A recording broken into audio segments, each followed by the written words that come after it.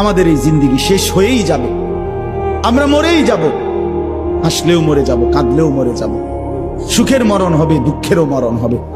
আল্লাহ তাআলা বলছে এই আয়াতগুলোতে, বান্দা বিশ্বাস করো, বান্দা তুমি যেই দুনিয়া নিয়ে খুব ব্যস্ত, এই দুনিয়া নিয়ে তুমি খুব মজা পাইয়া লাইছো না, বান্দা বিশ্বাস করো আমি এটা রাখবো না, তুমিও থাকবা না, দুনিয়াও থাকবে না।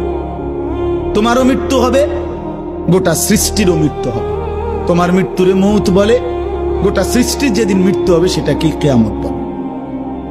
একদিন গোটা সৃষ্টির মৌত হবে।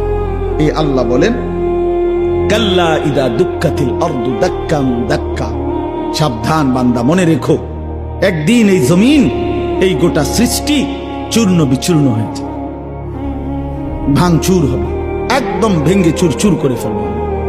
ইজা সামাউন ফাতারাত, আসমান কাচের মতো ভেঙ্গে ভেঙ্গে পড়বে।